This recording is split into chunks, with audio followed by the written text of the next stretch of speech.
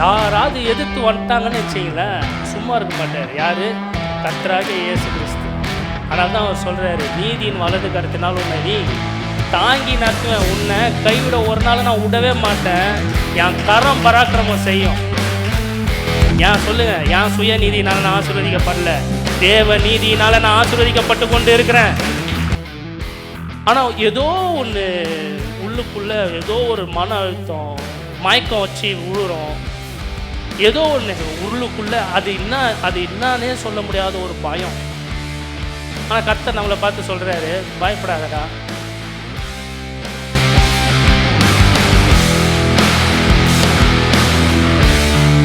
அவர் சொல்கிறாரு, பயப்படாதடா. நீ ஏன் பயப்படுற தெரியுமா? நான் உன் கூட இல்லைன்னு நினச்சி தாண்டா பயந்துன்னு இருக்கிறேன். நீ அப்படி பயப்படாதடா, நான் உன் கூட தாண்டா என்றைக்குமே இருக்கிறேன்.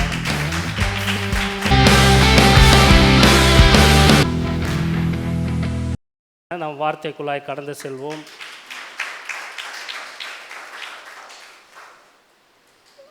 எத்தனை பேர் பாடல் பாடினீங்க இன்னைக்கு? தேவனை நான் துதித்தேன். துதிச்சிங்களா?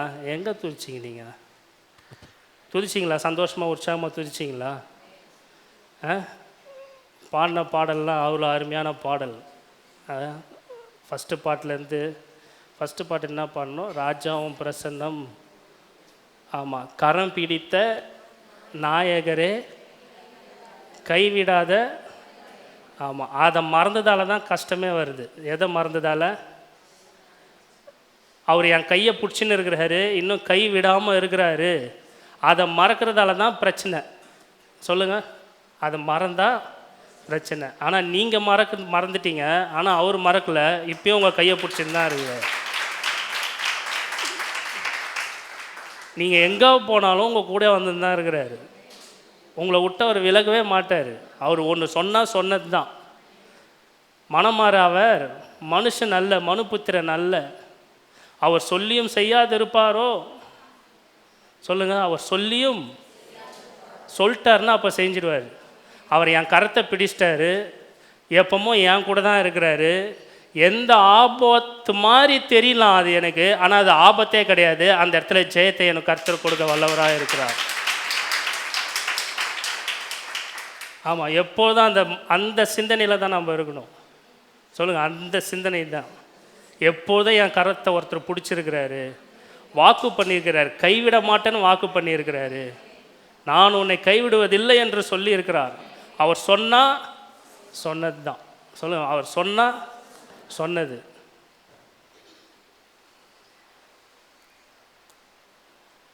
எவ்வளோ நல்ல தேவன் நம்மளோட கூட இருக்கிறார். நம்ம அந்த கரத்தை பற்றி மட்டும் ஒரு 3 பாயிண்ட் பார்ப்போம்.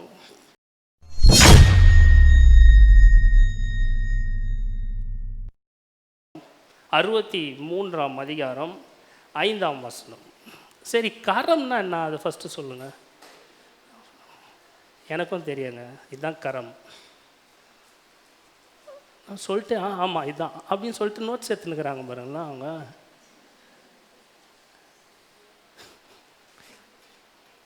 சரி, நான் உங்களுக்கு வசனம் கொடுக்க போகிறதில்ல, நல்லா என்ன கவனிங்க. கரம்னா என்னதுன்னொன்னே ஒரு சிஸ்டரு அப்படின்னாங்க. ஆமாங்க எனக்கும் தெரியும், ஆமாம் அதுதான் கரம் அப்படின்ட்டு நோட்ஸ் எடுத்துனுக்குறாங்க. சரி, நல்லா டீச் பண்ணுறாங்க எனக்கு. கரம் என்றால் இதுதான் கரம். ஆனால் பைபிளில் வசனம் நம்ம பாடினோம், அவர் கரத்தை பிடிச்சிருக்கிறாரு, நம்ம கரத்தை பிடிச்சிருக்கிறாரு. கரம்னா யாருன்னு சொன்னதால் தப்புன்னு அங்கே வரைக்கும் பாருங்க பாயிண்ட்டுக்கு. கரம்னா என்னது? அவருடைய வலது கரம். வேதத்தில் நிறைய இடத்துல பார்க்கலாம். என்ன வரும்? அவருடைய வலது கரம். பாட்டு கூட நம்ம பாடுவோம், வெற்றி சிறந்தாரே நீதிமானின் கூடாரத்தில் ரட்சிப்பின் கம்பீர சத்தம். கர்த்தரின் வலதுகரம் எப்படி செய்யுமா? கர்த்தரின் வலதுகரம் பராக்கிரமம் செய்யுமா? யார் அந்த வலதுகரம்? கர்த்தராகிய இயேசு கிறிஸ்து, சிலுவையில் அறையப்பட்ட இயேசு. அது என்ன பண்ணுமா? பராக்கிரமம் செய்யுமா. பராக்கிரமம்னா என்ன தெரியுமா? எதுக்கும் அடங்காது. எதுக்கு அடங்குறதே இல்லை. சில வீட்டில் புல்லை வளர்ப்பாங்க பாருங்க, அது பயங்கரமாக அட்டகாசம் பண்ணும். அது வீட்டுக்கு போனவங்க யாராவது என்னங்க உங்கள் புள்ள அப்படி இருக்குன்னா அது எதுக்கும் அடங்காதுங்க. அது அந்த மாதிரி அவர் யாராவது எதிர்த்து வந்துட்டாங்கன்னு வச்சிங்களேன், சும்மா இருக்க மாட்டார். யார்? கர்த்தராகிய இயேசு கிறிஸ்து. ஆனால் தான் அவர் சொல்கிறாரு, நீதியின் வலது கரத்தினால் உன்னை தாங்கி நடத்துவேன், உன்னை கைவிட ஒரு நாள் நான் விடவே மாட்டேன், என் கரம் பராக்கிரமம் செய்யும். அந்த கரம் யார்? சிலுவையில் அறையப்பட்ட இயேசு. அந்த வலது கரம் யார்? சிலுவையில் அறையப்பட்ட இயேசு. மறுபடியும் சொல்லுங்கள், அந்த வலது கரம் யார்? சிலுவையில் அறையப்பட்ட இயேசு. இனியும் பைபிளில் வலது கரம் படிக்க பார்த்து கரம்னாலே நீங்கள் யாரை நினச்சிக்கணும்? இயேசு. சிலுவையில் அறையப்பட்ட இயேசுன்னு ஏன் சொல்கிறேன் தெரியுங்களா? அங்கே தோல்விக்கே இடம் இல்லை, ஃபுல்லாக ஜெயம்தான் கர்த்தர் கொடுக்குறாரு. யாருக்காக ஜெயம் கொடுத்தாரு? உங்களுக்காகவும் எனக்காகவும் கல்வாரி சிலுவையிலே சென்று ஜெயத்தை முடித்த தேவன். அதை குறித்து ஒரு 4 பாயிண்ட் பார்த்துட்டு நாம் கம்யூனியனுக்குள்ளாய் கடந்து சொல்லணும். ஏசாயா 63ஆம் அதிகாரம் 5ஆம் வசனம்.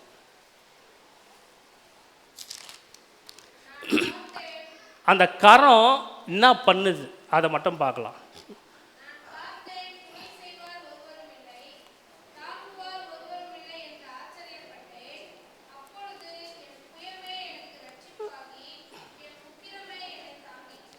பாருங்க, அவர் என்ன சொல்றாரு? கரம், புயம் எல்லாம் யாரு? இயேசு. அதுதான் இந்த பாட்டு கூட பாடணும். என்ன பாட்டு? அவர் கரம் அவர் புயம் என்னை, ஆமாம், கர்த்தர் என் வேலனும் என் கீதமும். அப்புறம் அடுத்த வரியில் பாருங்கள், அவர் மெய்ப்பர் மீட்பர். யார் அவர்? ஐயோ, எல்லாம் லைனாக அழகாக எழுதின்னு வந்திருக்கிறாங்க பாருங்கள். இப்போ சொல்கிறார் 63:5 நான் படிக்கிறேன். நான் பார்த்தேன். யார்? கர்த்தர் சொல்கிறாரு, நான் பார்த்தேன், எனக்கு துணை செய்வார் ஒருவரும் இல்லை, தாங்குவார் ஒருவரும் இல்லை என்று ஆச்சரியப்பட்டாராம். எப்படி பட்டாராம்? ஆமாம், 2 இடத்துல ஆச்சரியப்பட்டுக்கிறாரு. யார்? தேவன் 2 ஆச்சரியப்பட்டிருக்கிறாரு. ஒன்று, கரெக்டாக வந்துட்டீங்க பாயிண்ட்டுக்கு. ஃபஸ்ட்டு இங்கே ஆச்சரியப்பட்டுக்கிறாரு. என்ன ஆச்சரியப்பட்டுக்கிறாரு? இன்னாடா, எல்லாம் பழைய ஏற்பாட்டு பரிசுத்தவான்களை பார்த்து ஆச்சரியப்பட்டுக்கிறாரு. யாரிலேருந்து? மோசேலேருந்து ஆரோனாக இருக்கட்டும், யோசுவாவாக இருக்கட்டும், எல்லாரையும் பார்க்குறாரு. ஒருவனும் எனக்கு, எல்லாருமே ஃபெயிலியர் ஆகிறானுங்க. அவர் சொல்கிறார், நான் பார்த்தேன். எந்த வசனம்? 5. நான் பார்த்தேன், எனக்கு துணை செய்வார் ஒருவரும் இல்லை, தாங்குவாரும் ஒருவரும் இல்லை என்ன என்று ஆச்சரியப்பட்டார். புதிய ஏற்பாட்டில் பார்க்குறோம், 100க்கு அதிபதியை பார்த்து ஆச்சரியப்படுறாரு. ஏன்னா அவன் புறஜாதி. சொல்லுங்கள், அவன் புறஜாதி. ஆனால் அவனா சொல்கிறான், நீங்கள் ஒரு வார்த்தை சொன்னாலே போதும் கர்த்தாவேன்றான். கர்த்தர் சொல்கிறாரு, இஸ்ரவேலர்களுக்குள்ள, அதாவது யார்? நம்மளை பார்த்து சொல்கிறாரு, உக்காந்து இருக்கிற ஜனங்களை பார்த்து சொல்கிறாரு, உங்களுக்குள்ளேயும் இப்படிப்பட்ட ஒரு விசுவாசத்தை நான் பார்க்கலையே அப்படின்னு ஆச்சரியப்படுறாரு தேவன். இங்கே ஆச்சரியப்படுறாரு, எனக்கு துணை செய்வார் ஒருவரும் இல்லை. பாருங்க, ஒருவரும் இல்லை.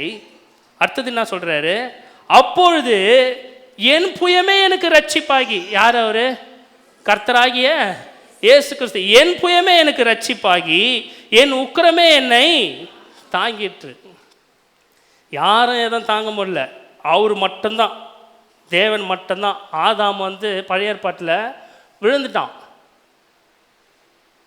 கூட ஹெல்ப் பண்ணுவாருன்னு பார்த்தாரு, பண்ணவே முடியல, அவனும் ஊந்துட்டான். ஆனால் கர்த்தர் சொல்கிறாரு, யாரும் எனக்கு துணை வரல, ஆனால் என் புயமே எனக்கு ரட்சிப்பானது. அதாவது என் புயமே என்ன சொல்கிறாரு? அவருடைய கரமே. சொல்லுங்க பார்ப்போம். அவருடைய கரமே அவருக்கு ரட்சிப்பை கொடுத்தது. யாருக்கு? தேவனுக்கு ரட்சிப்பை கொடுத்தது, எனக்கும் ரட்சிப்பை கொடுத்தது. அதுதான் அவருடைய வல்லமையை குறிக்கிறது. அடுத்த வசனம் சங்கீதம் 108:6.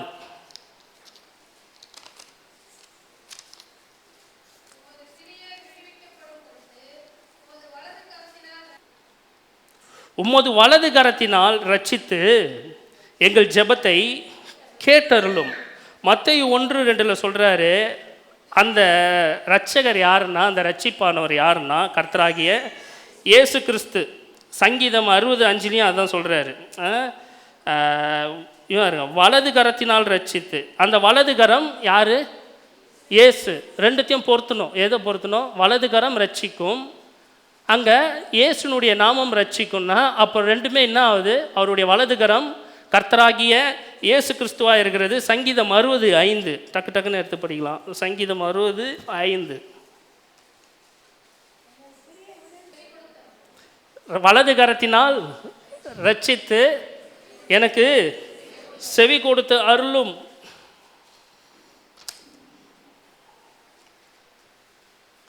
எல்லாத்துக்கும் வலது கரம். வலது கரம் தான் எமர்ஜென்சிக்கு ஹெல்ப் பண்ணும். தெரியுமா? தெரியுமா தெரியாதா? எத்தனை பேருக்கு தெரியும்? வலது கரம்ன்றது யாரை குறிக்கிறதுனா தேவனுடைய நீதியை குறிக்கிறது. சொல்லுங்கள், வலது கரம் என்றால் தேவனுடைய நீதி. நம்மளுக்கு இப்போ டக்குன்னு டப்புன்னு எதுவாக இருந்தாலும் வரும். ஒரு எமர்ஜென்சி டக்குன்னு எது வரும்? டக்குன்னு புல்ல டக்குன்னு உழப்போகுது. எது ஃப்ரண்ட்டில் வரும்? ரைட் ஹேண்ட் தான். ரைட் ஹேண்ட் தான் எல்லாத்தையும் நம்மளை தாங்குது, ஏந்துது, எல்லாத்தையும். அதனால தான் பிரசங்கில 10ஆம் அதிகாரம் 2ஆம் வசனம், நீங்கள் வீட்டில் போய் படிங்க இதெல்லாம்.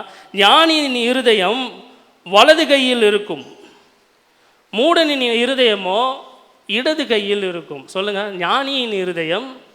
எத்தனை பேர் இங்கே ஞானி? டக்குன்னு கை தூக்கிடணும்.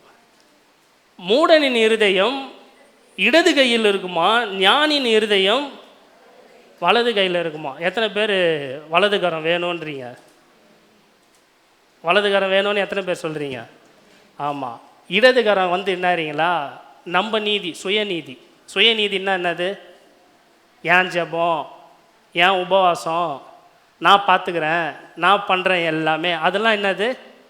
சுயநீதி. எது? இடது கரம். அது சமயத்தில் உதவாது, காலை வாரி விட்டுரும். எது? ஆமாம், கொஞ்சம் நல்லா கவனிச்சுட்டு போங்க. காலை வாரி விட்டுரும். வலது கரம் காலை வராது. நீங்கள் ஒன்றா இன்னும் எத்தனை பேர் இங்கே லெஃப்ட் ஹேண்டு? அதை ஃபஸ்ட்டு சொல்லுங்கள். அப்போது நீ ரைட் ஹேண்டாக வச்சுக்கன்னா நீ தப்பாக நினச்சிட போகிற. சில பேர் லெஃப்ட் ஹேண்டை பழக்கம் வந்துடும், அவங்கள நம்ம இது பண்ணக்கூடாது. ரைட்லேயே எழுதும். நீ என்ன பண்ணு? ரைட் ஹேண்டில் எழுது. நீங்களாம் என்ன பண்ணுங்க? லெஃப்ட் ஹேண்டில் எழுதுங்க. ஒரு நோட்டு பென் எடுத்து, இப்போ இல்லை வீட்டில் போயிட்டு நோட்டு பென் எடுத்து, எல்லாருமே ரைட் ஹேண்ட் தானே இங்கே? ரைட் ஹேண்டு உள்ள பழக்கம் உள்ளவங்க வீட்டில் போய் நோட் எடுத்து லெஃப்ட் ஹேண்டில் எழுதுங்க. லெஃப்ட் ஹேண்டு பழக்கம் உள்ளவங்க ரைட் ஹேண்டில் எழுதுங்க. எழுதிட்டிங்களா? எழுதிட்டு அப்படியே இன்னொரு பேஜில் ரைட் ஹேண்டில் எழுதுங்க. ரெண்டுத்தையும் எடுத்து பாருங்கள், எது நல்லா இருக்கும்? லெஃப்ட் ஹேண்டில் எழுதுறது எப்படி இருக்கும்? கோழிக்கு இருக்குன மாதிரி இருக்கும். அதுதான் நம்மளுடைய சுயநீதி. ஆனால் தேவநீதி எப்படி தெரியுங்களா? சும்மா பளிச்சுன்னு இருக்கும். நம்ம எழுதுகிற கையெழுத்து அவ்வளோ அருமையாக இருக்கும். ஏன்னா நாம் இருக்கிறதே நம்மளுடைய நீதினல்ல, தேவனுடைய நீதியில் தான் நம்ம இருக்கிறோம். அதனால தான் கர்த்தருடைய கரம் அவருடைய வலது கையில் நாம் இருக்கிறோம். எத்தனை பேர் சொல்லி நான் கர்த்தருடைய வலது கையில் இருக்கிறேன்?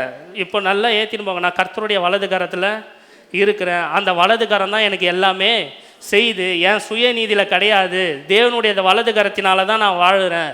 ஏசாயா 41:10 டக்கு டக்குன்னு. ஏசாயா 41:10 சூப்பராக சொல்லுவார் பாருங்க இந்த வசனம். நீ பயப்படாதே. இருங்க நானும் எடுத்துக்கிறேன். இருங்க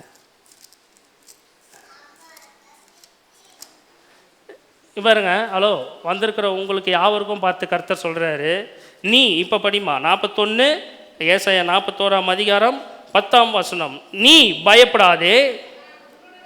இங்கே பாருங்களேன். ஹலோ, அதான் இந்த வார்த்தையை விட்டு போயிட்டு அப்புறம் பயந்துன்னு உக்கான்னு. எத்தனை பேர் பயம் இல்லாத வாழ்க்கை வாழணும்? பயம் ரொம்ப கொடுமையானதுங்க, ரொம்ப ரொம்ப கொடுமையானது. எத்தனை பேர் பயத்தை அனுபவிச்சிருக்கிறீங்க? எல்லாரும் அனுபவிக்காதவங்க ஒருத்தரும் கிடையாது. நான்லாம் ரொம்ப பயத்தை எங்கே தெரியுமா அனுபவித்தேன்? எங்கள் அப்பா ஹாஸ்பிட்டலில் இருக்க பார்த்து. கொடூரம், அதெல்லாம் ரொம்ப ரொம்ப கொடூரம். ஒரு வாரம் இன்னாகுமோ ஏதாகுமோ. அதாவது சாப்பிட ஒரு வாரம் யாருமே சாப்பிடல, நான் மட்டும் கிடையாது, வீட்டில் எல்லாரும் தான். யாருமே சாப்பிட முடியல, பசியேன்ற இதே இல்லை.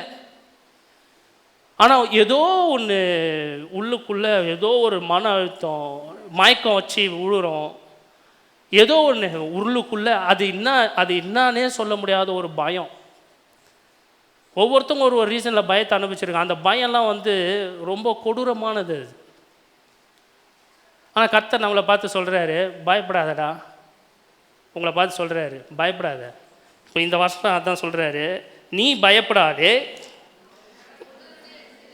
நான் எங்கேயும் போகலடா, உன் கூட தான் இருக்கிறேன்.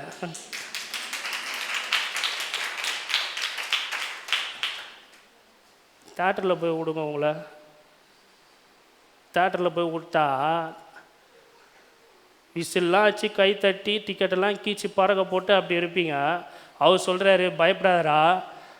நீ ஏன் பயப்படுற தெரியுமா? நான் உன் கூட இல்லைன்னு நினச்சிந்தாண்டா பயந்துன்னு இருக்கிறேன். நீ அப்படி பயப்படாதரா, நான் உன் கூட தாண்டா என்றைக்குமே இருக்கிறேன். நீ ஏன் தெரியுமா நம்ம பயப்படுறதுக்கு ரீசன் தான் தெரியுமா? ஒரே ஒரு ரீசன் தான், நம்ம செய்கிற அக்கிரமங்களே. சொல்லுங்க, யாராவது இங்கே அக்கிரமம் செய்யாத யாராவது வந்துட்டீங்களா? சொல்லுங்க பார்ப்போம். இந்த வாரம் நீங்கள் என்ன நான் செஞ்சீங்கன்றது அவருக்கு மட்டும்தான் தெரியும், எனக்கு தெரியாது, அவருக்கு மட்டும்தான் தெரியும். ஆனாலும் உங்களை தப்பு வைத்து வழி நடத்தி கொண்டு வரார் தெரியுங்களா? அதுதான் என்ன தெரியுங்களா? அதுதான் இடது கை. நீங்கள் இடது கையில் அவ்வளோ சுயநீதியில் என்ன தான் தப்பு பண்ணாலும் அவர் சொல்கிறாரு, என் வலதுகரம் உன்னை தாங்கும். புரியுதுங்களா? நீங்கள் அவரை தாங்க போகிறது கிடையாது. அதனால தான் சொல்கிறாரு, ஆதலால் என் புயமே எனக்கு ரட்சிப்பு உண்டானது. அவர் தான் கர்த்தராகிய இயேசு கிறிஸ்து. நம்ம பயப்படுறதுக்கு மெயின் ரீசன் தான் தெரியுமா? நம்ம பண்ணுற அட்டூழியம் தான். என்னது? ஆமாம், நம்ம பயப்படுறதுக்கு ரீசனு என் கூட கர்த்தர் இருப்பாரா? ஐயோ, நான் இப்படிலாம் பண்ணியிருக்கிறேனே, நான் இப்படிலாம் இருக்கிறேனே, என் கூட கர்த்தர் இருப்பாரா? நான் அவரை விட்டு ரொம்ப தூரமாக போயிட்டேனே, இப்போ எனக்கு இவ்வளோ பிரச்சனைகள் வருது, இவ்வளோ கலக்கங்கள் வருது, எனக்கு துணை செய்வார் யாருமே இல்லையே அப்படின்னு நீங்கள் பயப்படுறீங்க. பார்த்தீங்களா? காரணம் ஏன் பயம்? அந்த பயம் வருதுன்னா, தேவன் உங்களோட கூட இல்லை, உங்களுடைய அக்கிரமங்களை நினைக்கிறதால தான் உங்களுக்கு பிரச்சனையே. ஆனால் கர்த்தர் சொல்கிறாரு, அதை தூக்கி வெளில போடுறா, உன் பாவத்தை இனி நான் நினையாமல் இருப்பேன் சொல்கிறார். உன் பாவத்தை இனி நான் நினையாமல் இருப்பேன் சொல்லிட்டு சொல்கிறாரு. இந்த வசனம் மறுபடியும் படிங்க. 41:5 படிங்க. 41:5 தானே? 10. 10. நீ பயப்படாதே, நான் உன் கூட தான் இருக்கிறேன். நீ உன் பழசெல்லாம் நினச்சின்னு இருக்க வேணாம், நான் உன் கூட தான் இருக்கிறேன். திகையாதே, நான் தாண்டா உன் தேவன். ஹலோ,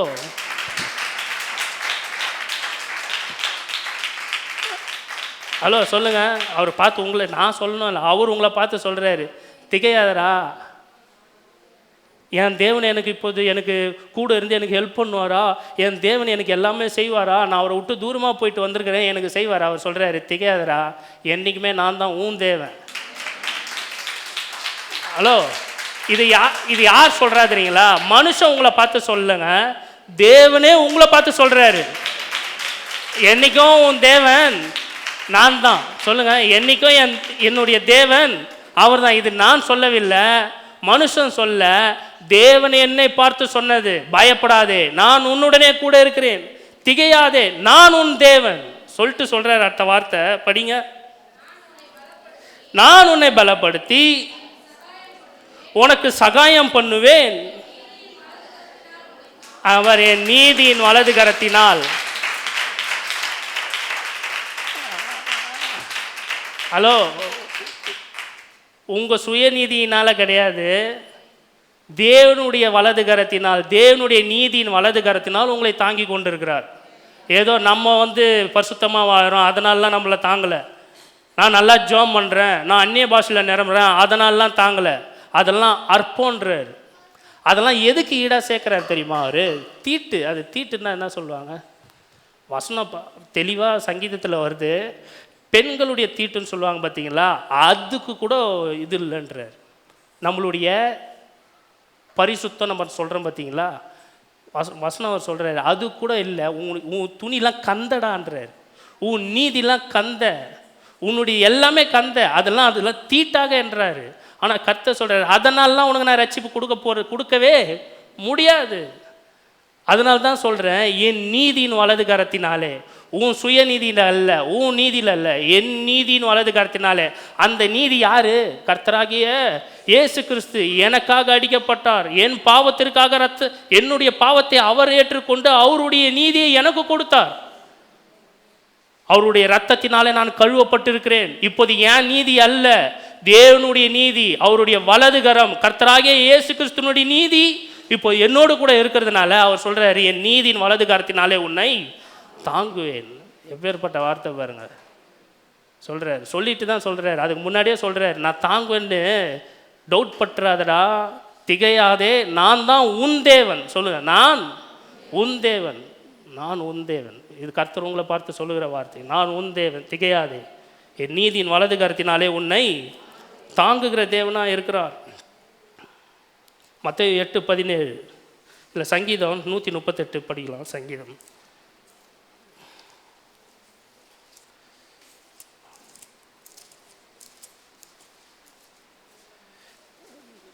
இந்த வருங்க, கவனிங்க, நான் படிக்கிறேன். உம்மை என் முழு இருதயத்தோடும் துதிப்பேன், தேவர்களுக்கு முன்பாக உம்மை கீர்த்தனம் பண்ணுவேன். உமது பரிசுத்த ஆலயத்திற்கு நேராக நான் பணிந்து உம்முடைய கிருபை நிமித்தம், உம்முடைய உண்மை நிமித்தம் உம்முடைய நாமத்தை துதிப்பேன். உம்முடைய சகல பிரஸ்தாபத்தை பார்க்கணும், உம்முடைய வார்த்தையை நீர் மகிமைப்படுத்துகிறீர். சொல்கிறேன், நான் கூப்பிட்ட நாளிலே எனக்கு மறு உத்தரவு பாருங்க, எவ்வளோ அழகாக சொல்லணும் வர்றாரு பாருங்க. நான் கூப்பிட்ட நாளிலே எனக்கு மறு உத்தரவு அருளினீர், என் ஆத்மாவிலே பலன் தந்து என்னை தைரியப்படுத்தினீர். இவ்வளோ செஞ்சுன்னு வந்தது அவர் தான். எல்லாமே சொல்லிட்டு லாஸ்ட்டாக வர்றாரு, கர்த்தருடைய மகிமை பெரிதாக இருக்கும்பதினால் அவர்கள் கர்த்தரின் வழிகளை பாடுவார்கள். கர்த்தர் உயர்ந்தவர்களாக இருந்தும் தாழ்மை உள்ளவரை நோக்கி பார்க்கிறார். மேட்டிமையானவனோ தூரத்திலிருந்து அறிகிறாராம். எப்படி அறிகிறாராம்? மேட்டிமையானவங்கள அதுதான் இந்த மேட்டிமெல்லாம் எடுத்து போட்டுடணும். அவங்களையும் கர்த்தர் பார்க்குறாராம். எங்கே தெரியுமா பார்க்குறாராம்? பத்தியா இதெல்லாம் எப்படி இருக்குது பத்தியா, அப்படி பார்த்துனுக்கிறாராம். ஆனால் தாழ்மையானவர்களுக்கோ கர்த்தர் என்ன பண்ணுறாராம்? நோக்கி பார்க்க, தாழ்மை உள்ளவனை கர்த்தர் உயர்ந்தவராக இருந்தும் தாழ்மை உள்ள என்னை நோக்கி பார்க்கிறார். நான் துன்பத்தில் பாருங்க, நான் துன்பத்தில் நடுவில் நடந்தாலும் நீர் என்னை உயிர்ப்பிப்பீர். கவனிங்க, இப்போ என்ன பாருங்க, நான் துன்பத்தின் நடுவிலே நடந்தாலும் பயப்படாதீங்க, தைரியமாக இருங்க. துன்பத்தின் நடுவில் நடந்தாலும், சொல்லுங்கள், பக்கத்தில் பார்த்து சொல்லுங்கள், ஒருவேளை உங்களுக்கு துன்பத்தின் நடுவில் நீங்கள் நடந்துன்னு இருக்கலாம், கர்த்தர் சொல்கிறாரு, பயப்படாத, பயப்படாத, நான் உன் தேவன், திகையாதே, நான் உன் தேவன், என் நீதியின் வலது கரத்தினாலே உன்னை தாங்குவேன். துன்பத்தின் நடுவில் நீங்கள் இருக்கலாம், ஒரு வேளை இருக்கலாம், இருந்தாலும் கர்த்தர் சொல்கிறாரு, துன்பத்தின் நடுவில் நடந்தாலும் நீர் என்னை, யார் சொல்கிறா இந்த வார்த்தையை? தாவீது சொல்கிறான், நீர் என்னை உயிர்ப்பிப்பீர். சொல்லுங்கள், துன்பத்தின் நடுவில் இருந்தாலும் கர்த்தர் என்னை உயிர்ப்பிப்பார், உயிர்ப்பிப்பார். என் சத்துருக்களின் கோபத்துக்கு விரோதமாக உமது கையை நீட்டினீர். அதான் சத்துருனா யாரு? சத்துருனா யாரு? சரி, அவன்கிட்ட போங்க, நல்லது தான், அவன்கிட்ட போங்க. சத்துருன்னா நம்மளுக்கு வர துன்பம், கஷ்டம், பலவீனம், வியாதி, வறுமை, அதுக்கு விரோதமாக யார் கை நீட்டுறாராம்? எஸ், தேவன் கை நீட்டுறாராம். கை நீட்டினீர், உமது வலது கரம் என்னை ரட்சிக்கும். சொல்லுங்க, அவருடைய வலது கரம் என்னை ரட்சிக்கும். அர்த்தத்தான் சொல்றாரு, கர்த்தர் எனக்காக. பாடுறீங்களா? எத்தனை பேர் இந்த பாட்டை பாடுறீங்க? கர்த்தர் எனக்காக யாவையும் செய்து முடியும். எத்தனை பேர் பாடுறீங்க? நீங்கள் ஜெபம் பண்ணுறதுனால அவர் செய்யலை. அவர் சொல்கிறாரு, நீ துன்பத்தில் நடுவில் நடந்தாலும் நான் உன்னை உயிர்ப்பிப்பேன்டா, என் வலது கரம் அதை செய்யும். இயேசுவின் நாமத்தினால தான் எல்லாமே நடக்குது. அதனால் சொல்கிறாரு, கர்த்தர் எனக்காக யாவையும் செய்து முடிப்பார். என்னுடைய நீதியினால் அல்ல, இயேசு என்ற ஒரே நீதினாலே கர்த்தர் எனக்காக யாவற்றையும் செய்து முடிப்பார். சொல்லுங்கள், யாவற்றையும் செய்து முடிக்கிற தேவன் என்னோடு கூட இருக்கிறார். அடுத்தது மத்தேயு 8:17 வலது கரம் என்ன பண்ணுதுன்னு பார்த்துன்னு இருக்கிறோம். ஓகேங்களா? வலது கரம் யார்? நல்லா சொல்லுங்கள், வலது கரம் யார்? நான் இங்கே பாருங்க, எனக்கு கொஞ்சம் கவனிங்க தயவு செஞ்சு. ஹலோ பிரதர், கவனிங்க. வலதுகரம் யார்? இயேசு. இப்போ நம்ம யாரை குறித்து பார்த்துட்டு இருக்கோம்? அந்த வலது கரத்தை குறித்து பார்த்துட்டு இருக்கிறோம். சிலுவையில் அறையப்பட்ட இயேசுவை குறித்து பார்த்துட்டு இருக்கோம். அந்த வலது கரம் என்னவெல்லாம் செய்கிறது? அந்த வலது கரம் தான் எனக்கு ரட்சிப்பே கொடுக்குது. பாவத்திலேருந்து ரட்சிப்பு, வியாதியிலேருந்து ரட்சிப்பு, பலவீனத்திலேருந்து ரட்சிப்பு, எல்லாமே யார் தரா? அந்த வலது கரம் தான் எனக்கு தருது. அந்த வலது கரத்தை தான் பார்த்துன்னு இருக்கிறோம். நான் படிக்கிறேன், இனி நான் சொல்ல மாட்டேன். பாருங்க, அவள் கையை தொட்ட உடனே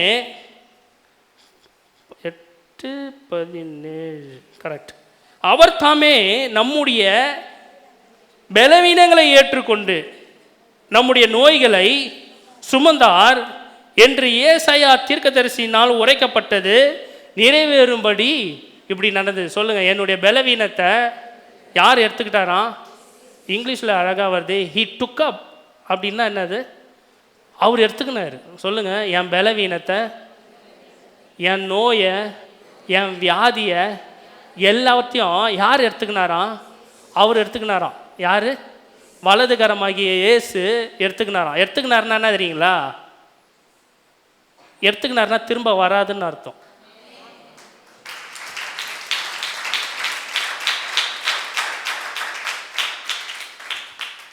இல்லைங்க, என்னோடது அவன் எடுத்துக்கினாங்க. இனி நான் எப்படிங்க போய் வாங்குறது? அவன் எடுத்துக்கினாங்க. எனக்கு கேட்க இனியும் நீங்கள் கேட்டாலே வராதுன்ற. எது? ஆமாம், சொல்லுங்கள், பக்கத்தில் பார்த்து சொல்லுங்கள். நான் கேட்டாலும் வராது. காரணம் அவர் எடுத்துக்கினார். ஹலோ சொல்லுங்கள், அவர் எடுத்துக்கினாரு. இனியும் எனக்கு கேட்டாலும் வராது. இதுதான் விசுவாசம். ஹலோ, இதுதான் விசுவாசம். இது நீங்கள் அறிக்கை செய்கிறீங்க பார்த்தீங்களா? இங்கே தான் கர்த்தர் பெரிய ஜெயத்தையே கொடுக்குறாரு. சரி, இங்கே நான் சொல்கிறேன், எத்தனை பேர் இந்த வார்த்தையை விசுவாசிக்கிறீங்க? அவர் எடுத்துக்கினாரு. என்ன எடுத்துக்கினாரு? உங்களுக்கு என்ன இருக்குதோ அதை சொல்லுங்கள். இந்த நேரத்தில் சொல்லுங்கள். சுகம் உங்களுக்கு கட்டளையிட்டு இருக்கிறார் தேவன். சுகத்தை உங்களுக்கு கட்டளையிட்டு இருக்கிறார். உங்கள் சரீரத்தில் என்ன வியாதி இருக்குது உங்களுக்கு தெரியாது, கர்த்தருக்கு தெரியும். இப்போ அவர் சொல்லுங்கள், அவர் அதை எடுத்துக்கினாரு. அவருடைய வலதுகரம் அதை எடுத்துக்கிச்சு. இனியும் அது அவர்கிட்ட நான் திரும்ப வாங்க முடியாது. அவர் எடுத்துக்கினாரு. எத்தனை பேர் விசுவாசிக்கிறீங்க? விசுவாசிக்கலைன்னா ஒன்று சொல்லட்டுமா? இப்போது எத்தனை பேர் விசுவாசிக்கிறீங்க? தயவு செஞ்சு என்ன பாருங்கள். இப்போ நீங்கள் நல்லா இருக்கலாம், எனக்கு எந்த பலவீனமும் கிடையாது, எனக்கு எந்த கடன் பிரச்சனையும் இல்லை, இப்போ நீங்கள் நினைக்கலாம், ஓகேங்களா? ஆனால் வரும்போது ஒரு வேலை வராது சொல்கிறேன். வரும்போது நீங்கள் சோர்ந்துடக்கூடாது. அந்த டைமில் இதை நீங்கள் பேசணும். கர்த்தர் சொல்கிறாரு, என்னுடைய பலவீனங்களை அவர் ஏற்றுக்கொண்டார். அவர் எடுத்துக்கினாரு. பாருங்க, இது பர்சனல் இன்விடேஷன் ஃபார் யூ. நீங்களாம் யார்? விஐபி. பக்கத்தில் பார்த்து சொல்லுங்கள், நீங்களாம் விஐபி. நான் விஐபி. ஹலோ, நான் விஐபி. சொல்லுங்கள், நான் விஐபி. கர்த்தருடைய பார்வையில் நான் விஐபி.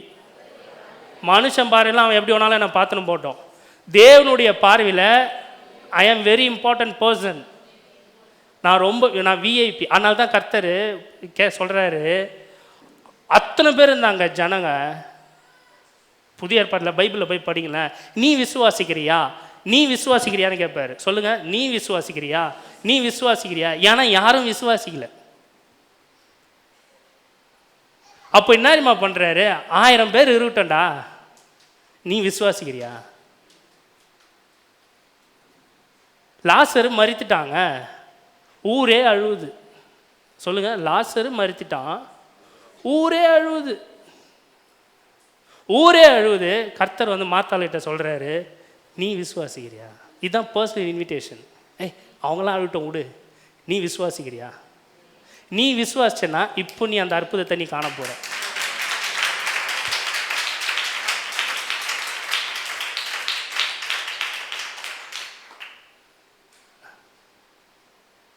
ஹலோ, இது பயங்கரமான இன்விடேஷனுங்க. 1000 பேர் இருக்கலாங்க, ஆனால் தனிப்பட்ட ஒருத்தர்கிட்ட வந்து கர்த்தர் பேசுகிறாரு. ஏன்னா அவன்லாம் நம்பலை, விட்டுரு. நீ விசுவாசிக்கிறனா இதுதான் உனக்கு பர்சனல். நான் பர்சனலாக ஒரு இன்விடேஷன் கொடுக்குறேன், நீ அதை பார்ப்ப. இது பயங்கரமான இன்விடேஷனுங்க. இது யாருக்கும் நடக்காது, உனக்கு நடக்க போகுது.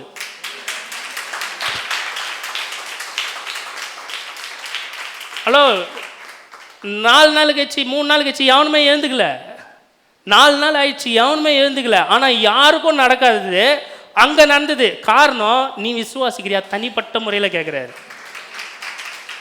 அப்போ தனிப்பட்ட இன்விடேஷன் என்னங்களா, அது கர்த்தர் என்ன ரொம்பவும் மிகவும் நேசிக்கிறார். புரியுதுங்களா?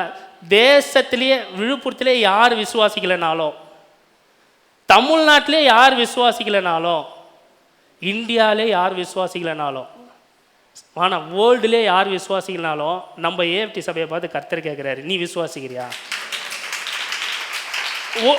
உலகத்தில் அது இதுவரையிலும் நடக்காததாக இருக்கலாம். ஆனால் நான் சொல்கிறேன், இப்படி நீ விசுவாசிச்சா தேவனுடைய மகிமையை காண்ப. இதுதான் பர்சனல் இன்விடேஷன். நீ விசுவாசிக்கிறியா? நீ அவனை விட்டுறா, அவனை விட்டுரு. அவன் வரல, அவன் வரமாட்டான், அவனுக்கு நடக்காதுன்னு எனக்கும் தெரியும். ஆனால் நான் உன்னை பார்த்து கேட்குறேன். ஏன் தெரியுமா? அவனை பார்த்து கேட்குறாரு. கண்டிப்பாக அவன் விசுவாசிப்பான்னு அவருக்கு தெரியும்.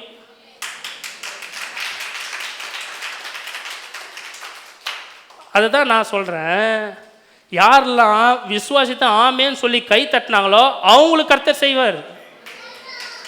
சொன்னதுக்கப்புறம் ஆமேன்னு வருது. எல்லாம் கை தட்டுறாங்க, நானும் கை தட்டுறேன். அவங்களுக்கு செய்ய மாட்டார். ஒருத்தவங்க மட்டும் விசுவாசித்து, ஆமாண்டா கர்த்தர் என்ன தனிப்பட்ட முறையில், ஹலோ இதாங்க என்கவுண்ட்ரு, இதுதான் என்கவுண்ட்ரு. குறி பார்த்து நெத்தியில் சொல்கிறது. உங்களை பார்த்து சொல்கிற, நீ விசுவாசிக்கிறியா? இப்போ விசுவாசிக்கிறியா? மகளே நீ விசுவாசிக்கிறியா? விடு, இத்தனை பேர் உக்காந்துக்கிறாங்களா, விட்டுரு. நீ விசுவாசி கை தட்டினல, உனக்கு நான் செய்ய போகிறேன் பாரு காரியத்தை.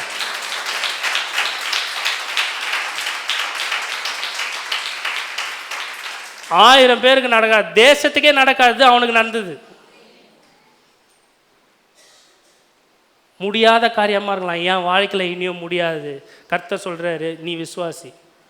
உன்னுடைய வியாதியை நான் சுமந்துட்டேன், உன்னுடைய துக்கத்தை நான் சுமந்துட்டேன், உன்னுடைய பாடுகளை நான் ஏற்றுக்கொண்டேன். இதெல்லாம் நான் ஏற்றுக்கொண்டேன்னா அப்போ நீ அதை விசுவாசிச்சனா திரும்ப நீ அதை கேட்டாலும் உனக்கு கிடைக்காதுடா. இதுதான் பயங்கரமான விசுவாசம். எனக்கு ஜுரத்தை தாங்க கர்த்தாவே, ஜுரத்தை தாங்க கர்த்தாவே, வராது ஜுரம். நான் ஃபார் எக்ஸாம்பிள் சொல்கிறேன், பெரிய ஜுரம் வந்து போகிறது அதெல்லாம் விட்டுருங்க. அவர் ஜுரத்தை சொன்னார், ஏன்னா எனக்கு வந்துச்சு பார்த்தியா. கேன்சர் கட்டியாக இருந்தாலும் சரி, பிளட்டு பிளாக்காக இருந்தாலும் சரி, உங்கள் சரீரத்தில் எதுவாக இருந்தாலும் சரி, இல்லை எதுவுமே இல்லாமலும் இருக்கலாம், நீங்கள் கேட்டாலும் அது உங்களுக்கு வராது. சொல்லுங்கள், நான் கேட்டாலும் அது வராது. காரணம் வலது கரமாக்கி இயேசு அதை எடுத்துக்கொண்டாரு. அது எனக்கு கேட்டாலும் இனியும் வராது. ஒருவேளை உங்கள் சரீரத்தில் இருந்துச்சுன்னா இயேசுவின் நாமத்தினால இப்போ நான் அதை அப்புறப்படுத்துகிறேன். எத்தனை பேர் விசுவாசி? இயேசு அவர் சுமந்துட்டாருங்க. இந்த கர்த்தரை அறிகிற அறிவில் தான் நம்ம வளரணும். அதான் பவுல் சொல்கிறான், கர்த்தரை அறிகிற அறிவில் நான் வளரணும். ஃபஸ்ட்டு பாட்டிலே இதே வந்துருச்சு பாருங்கள், இந்த வார்த்தையே ஃபஸ்ட்டு பாட்டில் வந்துருச்சு. இன்னும் உம்மை அறியணுமே, இன்னும் கிட்டி சேரணுமே. இதுதாங்க அபார விசுவாசம். இப்போ நம்மளை பார்த்து கர்த்தர் ஆச்சரியப்படுவார். விழுப்புரத்தில் இருக்கிற சபைக்குள்ளே இப்படிப்பட்ட ஒரு விசுவாசத்தை நான் பார்க்கவே இல்லையே. என்ன விசுவாசத்தை நான் கேட்டாலும் கிடைக்காதுன்னு அறிஞ்சு வச்சுக்கிறான் பாரு அவன்.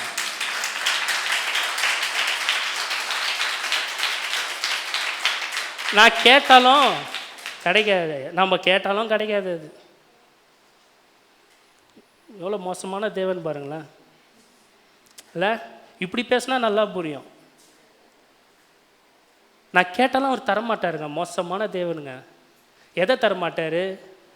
கஷ்டத்தை தரமாட்டார், கவலையை தரமாட்டார், கண்ணீரை தரமாட்டார், வியாதியை கேட்டால் தரமாட்டார், எது கேட்டாலும் தரமாட்டாருங்க. ரொம்ப மோசமான தேவன் அவர். ஆனால் நல்ல தேவனுங்க. நான் எதை கேட்டாலும் தருவாருங்க.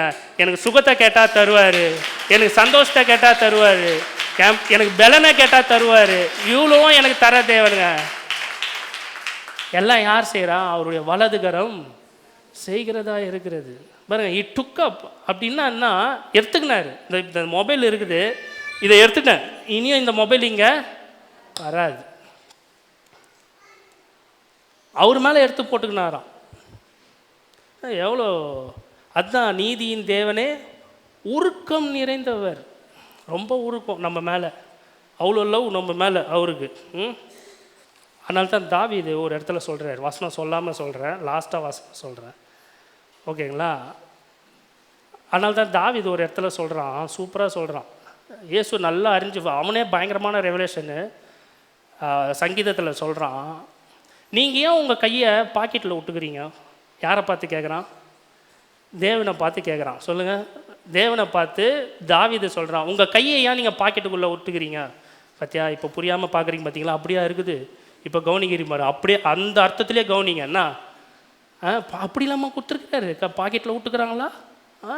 ஆமாம், பாக்கெட்டில் விட்டுக்கிறீங்க அப்படின்னு அவன் கேட்குறான். யார் கேட்குறா? ஏன் பாக்கெட்டில் விட்டுக்கிறாங்கன்னு கேட்குறான்னு தெரியுங்களா? அவன் ஆதாமும் ஊழ்ந்துட்டான், 3ஆம் அதிகாரத்தில் ஊழ்ந்துட்டான். 4ஆம் அதிகாரத்திலே, ஆதியாகமம் 4ஆம் அதிகாரத்திலே ஜனங்க பெருகிட்டாங்க, பயங்கரமாக பெருகிட்டாங்க. அவர் நினச்சிருந்தா அப்பயே வலதுகாரத்தை அனுப்பிச்சிருக்கலாம். வலதுகாரன் யார்? ஏசு. வலதுகாரன் வந்திருக்கலாம். ஆனால் வந்துருந்தா நம்ம ஆள் என்னமா சொல்லுவான்? நீங்கள் ஏங்க டக்குன்னு உள்ளே வந்துட்டீங்க, நானே முடிச்சிருப்பேன் இந்த கதையை. யார்? மேட்டிமையானவனையோ கர்த்தர் தூரத்திலிருந்து அறிகிறார். ஆனால் தான் தூரமாகவே இருந்தார் அவர். நம்ம ஆள் சொல்லுவானுங்க. சில பேர் பாருங்க, டக்குன்னு ஒருத்தன் ஐயோ அவன் அடி வாங்கிட போகிறான், நம்ம உள்ளே என்ட்ரானா நம்ம அடிச்சிடுவோம். அடுத்தது உடனே அவர் அடிச்சு முடிச்சுட்டு நம்ம எல்லாம் ஓஞ்சதுக்கு அப்புறம் சொல்லுவார், நீங்கள் ஏங்க உள்ளே வந்தீங்க? நீங்கள் உள்ளே வரலாம், நானே அவனை வச்சு விட்டுருந்தா தெரிஞ்சிருக்கோம் அவர் வாய் என்ன இருக்கும்னு. ஆனால் தான் கர்த்தர் என்ன பண்ணிட்டாரு? தூரமாக வந்து பார்த்துனுக்கிறாரு. இப்போ தாவீது கேட்குறான், நீங்கள் ஏன் உங்கள் கையை தூக்கி உள்ளே விட்டுனுக்கிறீங்க?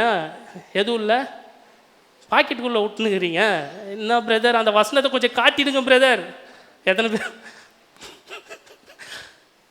அந்த கையை கொஞ்சம் வெளியில் தான் எடுத்து விடுங்களான்றான். யார்? தாவீது சொல்கிறான். அந்த கையை வெளில, ஏன் அந்த கையை வெளில எடுத்து விட்டா அச்சு வாயை குழப்பிடுது அது அந்த கை. சொல்லுங்கள், அந்த கையை அச்சு 2 பேர் தான் கை தட்டினாங்க கர்த்தாவே. அந்த 2 பேருக்கு மட்டும் நீங்கள் வாயை குழப்புங்க, அவங்கள இல்லை சத்துருக்களை குழப்புங்க, மற்றவங்களெல்லாம் நீங்கள் விட்டுருங்க.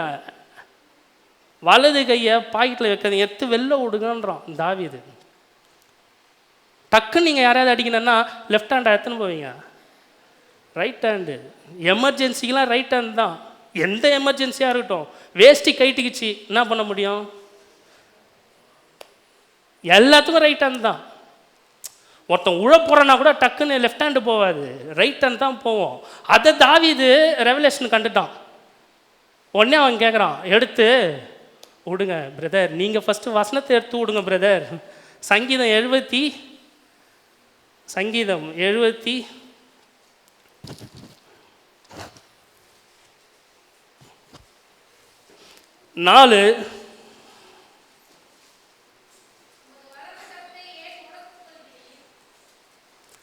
உமது வலது கரத்தை, இங்க பாருங்க, உமது வலது கரத்தை ஏன் முடக்கி கொள்ளுகிறீர்?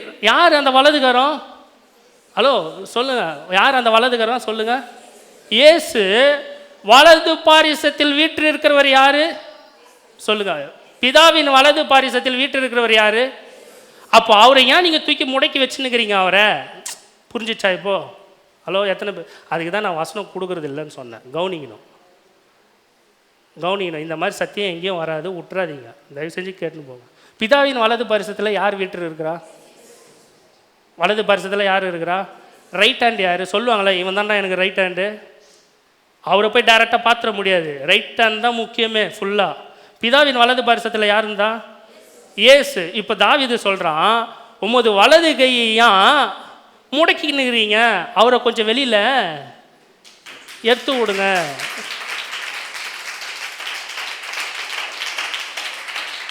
பாருங்க, எடுத்து விட்டா என்ன ஆகும் தெரியுங்களா? கதை முடிஞ்சுது கதை. அது எல்லாம் பிதா, மகனே இருப்பா, என் சித்தத்தின்படி செய்கிற ஒருத்தவன் நீ தான். யார்? கர்த்தராகிய இயேசு கிறிஸ்து. நான் சொல் பேச்சு கேட்குறதுல நீ தான். இதோ இப்போ அவன் கேட்டான் பத்தியா, உன்னை பற்றி அறிஞ்சிக்கினா அவன் கேட்டான். யார்? தாவீது கேட்டான். அடுத்தது படிமா, அடுத்தது. இப்போ புரிஞ்சிச்சா? எங்கேருந்து எடுக்கணுமா? வலது கையாக முடக்கி உள்ளே வச்சுன்னுக்கிறீங்க. புரிஞ்சிச்சா? இப்போ அதை உங்கள் மடியிலிருந்து எடுங்கன்றான். யார்? தாவீது. யாருடைய வீட்டில் பிறந்தார் கர்த்தர்? வீட்டில் என்னன்னே வீடு நினச்சிடாதீங்க.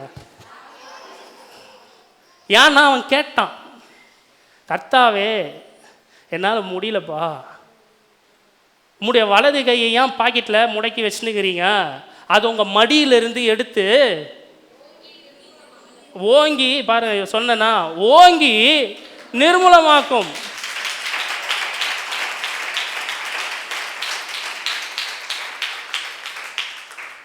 ஓங்கி நிர்மூலமாக்கினா பிசாசின் கிரியைகளை யாவற்றையும் அடித்து நொறுக்கும். அது நொறுக்கும்.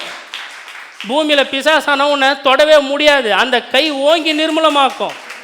உங்களுடைய ஜெபத்துக்கு கர்த்தர் பதிலை கொடுப்பார். அந்த கை ஓங்கி நிர்மூலமாக்கி இருக்கு. உங்கள் சத்துருக்களின் தலைகளை மிதித்திருக்கிறார். அவருடைய கரம் ஓங்கி நிர்மூலமாக்கும். அந்த கரத்தை அன்னைக்கு அவன் கேட்டான் பாருங்க. அந்த கரத்தை அன்னைக்கு அவன் கேட்டான் தாவீது. ஆனா நமக்கோ கர்த்தர் சொல்றாரு, இந்த கடைசி காலத்திலே அவர் நமக்காக வெளிப்பட்டார். பவுல் சொல்றான்.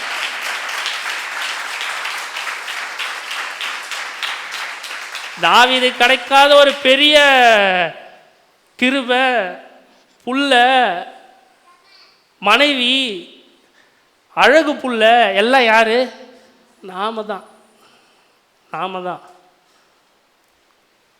தாவீது கேட்குறாங்க, எடுத்து வெளில விடுங்கப்பா. பவுல் எழுதுறாரு எபிரேயரில், அந்த கடைசி காலத்தில் எனக்காக அவர் வலது கரத்தை விட்டார்றா. வெளில வலது கரத்தை விட்டார், எனக்காக விட்டார். பாருங்க, பழைய ஏற்பாட்டு காலத்தில் எல்லாம் செத்தானுங்க. செத்துட்டு எங்கே போயிட்டாங்க?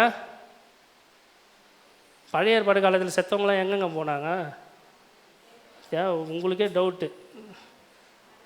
சரி, இதுலேயே ஜெயிச்சிடலாம் போல, இதுலேயே ஒரு போட்டி வச்சேன்னா நல்லா காசு பார்க்கலாம்ல. எத்தனை பேர் பரலோகத்துக்கு போனாங்கன்றீங்க? பேரடைஸ். எத்தனை பேர் பேரடைஸ் போகிறான்றீங்க? எத்தனை பேர் பரலோகத்துக்கு போனான்னு சொல்கிறீங்க? எத்தனை பேர் நரகத்தில் இருந்தாங்கன்னு சொல்கிறீங்க? இப்போ குழப்பம் வந்துடுச்சா? இப்போ சொல்லுங்கள், நரகன்றவங்களுக்கெல்லாம் தோத்துட்டிங்கன்னா 1000 ரூபாய் கொடுத்துடணும் தலைக்கு. பேரடைஸுன்றவங்க தோத்துட்டிங்கன்னா அவங்க 1000 ரூபாய் கொடுத்துடணும். ஆக மொத்தம் எனக்கு காசு இருக்குது இல்லை? இது இப்போ எப்படி குழப்பி விட்டேன் பற்றியா நான்? பழைய ஏற்பாட்டுக்காரங்களாம் செத்தவங்க எங்கே போனாங்க? பேரடைஸ். சொல்லுங்கள், பரதேசி, பேரடைஸ் அங்கே இருக்கிறாங்க. அதனால் கர்த்தர் சொல்கிறாரு, இவன் தாவீது கேட்டான் பார்த்தீங்களா, உம்முடைய வலது கையை ஏன் முடக்கிங்க, வெளில எடுத்து விடுங்க, அது ஓங்கி எல்லாரையும் நிர்மூலமாக்கும் அப்படின்னே பவுல் சொல்கிறான். கடைசி காலத்தில் அவர் நமக்காக அது வெளிப்பட்டார் அப்படின்னு சொல்லிட்டு சொல்கிறான். இன்னொரு வசனத்தில், நம்மை அல்லாமல் அவர்கள் பூரணர் ஆகாதபடிக்கு, சொல்லுங்கள், நம்மை அல்லாமல், யாராவது அந்த வசனத்தை எடுத்து படிங்க. நம்மை அல்லாமல் அவர்கள் பூரணமாகாதபடி. யார்? பழைய ஏற்பாட்டு பரிசுத்தவான்கள்லாம் யாரால? நம்மை அல்லாமல். சொல்லுங்கள், என்னை அல்லாமல் பூரணர் ஆகாதபடிக்கு அவர் நன்மையானது ஒன்றை செஞ்சாராம். அந்த வசனம் யாராவது எடுத்த முடியுமா? வசனம் யாராவது? பவுல்ஸ் எபிரேயர் 9:26 வீட்டில் போய் படிங்க. அதுதான் நான் சொன்னது, கடைசி காலத்தில் வெளிப்பட்டார் என்பது. எபிரேயர் 11:20 யாராவது எடுத்து படிங்க. 11:20.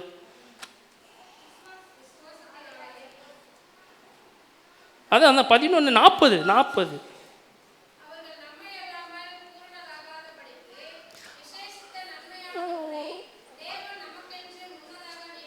முன்னது என்று நியமித்திருந்தார். விசேஷித்த நன்மை. அந்த விசேஷித்த நன்மை எதுங்களா? சிலுவை.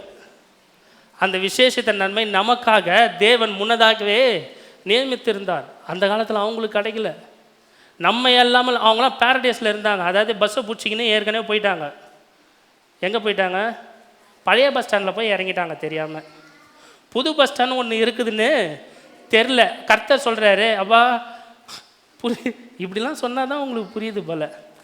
நீங்கள் அவங்க என்ன நினச்சினுக்கிறாங்க, இதுதான் பரலோகம், பேரடைஸ் இல்லை, பேரடைஸாக பரலோகம்னு நினச்சிக்கின்னு பஸ் ஸ்டாண்டுக்கு வந்துட்டோன்னு நினச்சினுக்கிறாங்க. ஆனால் கர்த்தர் சொல்கிறாரு, அப்பா அவங்க இல்லாமல் நீ பூர்ணராக முடியாது, வலது கர்த்தர் நான் அனுப்புகிறேன், அவங்க வந்தால் தான் நீ பூர்ணமாக முடியும். எப்படிப்பட்ட தேவன் பாருங்கள். அடுத்தது பாருங்கள், அவருடைய வலதுகரம் என்னென்னலாம் செய்து பாருங்கள். சத்துருக்களை ஓங்கி நிர்மூலமாக்குது. சொல்லுங்கள், அவருடைய வலதுகரம் பராக்கிரமம் செய்யும். அவருடைய வலதுகரம் ஓங்கி நிர்மூலமாக்கும் சத்துருக்களை. அது கண்ணே தெரியாது. ரொம்ப முரட்டான ஆள் அவர். யார்? ரொம்ப முரட்டான ஆள் அவர். அதனால தான் பிதா உஷாரா என்ன பண்ணிட்டாரு, இயேசுவை உள்ளே இருப்பா, நான் சொல்கிறத கேளு, நீ உள்ளே இரு, நான் சொன்னால் நீ கேட்பேன், எனக்கு தெரியும். அப்புறம் பார்க்குற, ஐயோ தாவீது கேட்டான்ப்பா, அது தாவீது கேட்டான், சரி நான் எடுத்து விட்றேன், ஆனால் நீ முச்சுடியாடா, எல்லாரையும் முச்சுடியாப்பா. யாரை? அப்படி தான் நினச்சிருப்பாரு கண்டிப்பாக. நீ போய் பூமியில் என்ன கலக்க போறியோ. ஓ, கட்சியில் அவர் பூமியை மட்டும் கலக்கலைங்க, நரகத்தையே கலக்கிட்டு வந்துட்டார். இதுதான் அவருடைய வலதுகரம். பாருங்க, எத்தனை முறை வலதுகரம் பாடியிருப்போம், ஆனால் இந்த ஒரு அர்த்தம் வெளிப்பாடு தெரியாமல் பாடிட்டு இருக்கோம். அவருடைய வலதுகரம் அவ்வளோவற்றை செய்கிறது. இப்போது அந்த வலதுகரம் இன்னொன்று செய்யுது. 40 நான் எப்படி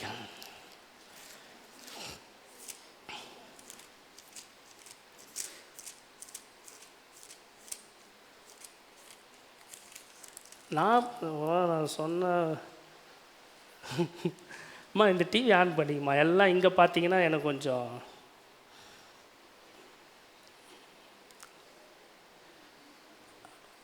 நான்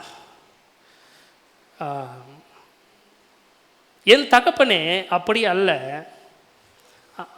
இவன் மூத்தவன் இல்லையா, இவன் மூத்தவன், இவனுடைய தலையின் மேல் உம்முடைய வலது கையை வைக்க வேண்டும் என்றான். என்னது சொல்கிறான், இவனுடைய தலையின் மேல். ஆதியாகமோ 40:48-18. சரி, அங்கே தான் பார்க்க சொன்னேன், போட்டாங்கன்னா அது வரலாம். இங்கே பாருங்கள், யோசேப்பு சொல்கிறான் யாக்கோபு கிட்ட, ஹலோ நல்லா கவனிங்க, சின்ன ஒரு அடுத்தது வலதுகரம் என்ன செய்து பாருங்கள். வலதுகரம் வல்லமையை செய்கிறது, வலதுகரம் சத்துருக்களை நிர்மூலமாக்குகிறது, வலதுகரம் பிளெஸ்ஸிங் எடுத்துகிட்டு வருது. இங்கே பாருங்கள், யோசேப்பு போய் அவங்க அப்பாண்ட சொல்கிறான், யாக்கோபு கிட்ட சொல்கிறான், உம்முடைய வலது கையை தூக்கி என் மகன் மேலே வெய்யுங்கன்றான். மொத்தம் 12. யாக்கோபுக்கு பிறந்தது எத்தனை புள்ள?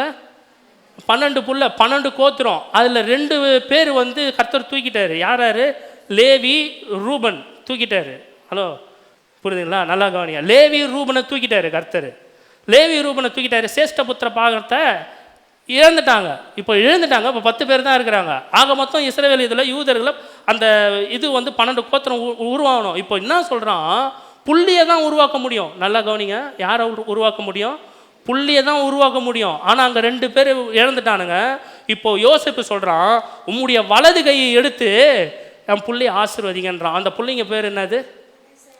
மனாசே, எப்ராஹிம். சொல்லுங்கள், மனாசே, எப்ராஹிம். அந்த பிள்ளைங்களை ஆசீர்வதிங்க அப்படின்றான். இப்போ என்ன பண்ணுறான் யாக்கோபு, நீங்கள் ஆசீர்வதிச்சு எப்படி ஆசீர்வதிக்கணுமா? வலது கையை எடுத்து வைக்க வேண்டும். அந்த வலது கையை வைக்கும்போது இப்போ என்னறீங்களா ஆகுது? ஹலோ, பேரனுங்க புள்ளி ஆக முடியாது. நல்லா கவனிங்க, பேரனுங்க புள்ளி ஆக முடியாது. இப்போது வலது கரம் இவன் வைக்கிறதுனால பேரனுங்க பிள்ளைங்க லிஸ்ட்டில் வந்துட்டாங்க.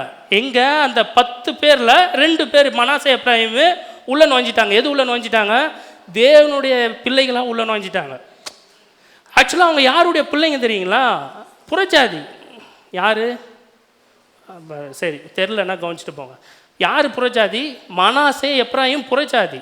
யோசேப்பு யார்? யூதன். ஓகேங்களா? யோசேப்பு எங்கே கல்யாணம் பண்ணான்? எகிப்தில் கல்யாணம் பண்ணான். அப்போ எகிப்துலேருந்து கல்யாணம் பண்ணால் அம்மா என்ன ஆகிட்டாங்க?